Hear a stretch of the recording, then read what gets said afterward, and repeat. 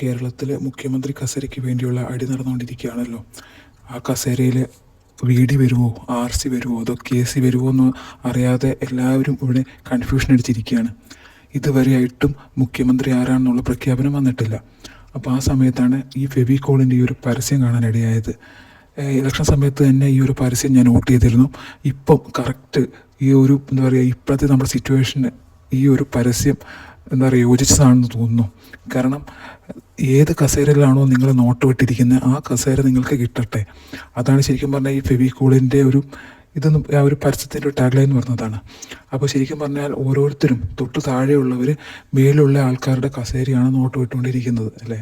നമ്മളിപ്പം എന്താ പറയുക, ഒരു പോലീസ് കോൺസ്റ്റബിൾ ആണെങ്കിൽ SIയുടെ കസേര, അതുപോലെ തന്നെയാണെങ്കിൽ മാനേജറാണെങ്കിൽ ഓണറുടെ കസേര, ഇപ്പം മരുമോള് അമ്മായിയമ്മയുടെ കസേര, ഈവൻ നായി ആണെങ്കിൽ പോലും ഉടമസ്ഥൻ്റെ കസേര. അങ്ങനെ പലരും തൊട്ട് മേളിൽ നിൽക്കുന്ന ആളുടെ കസേരയാണ് നോട്ട് വിട്ടുകൊണ്ടിരിക്കുന്നത്.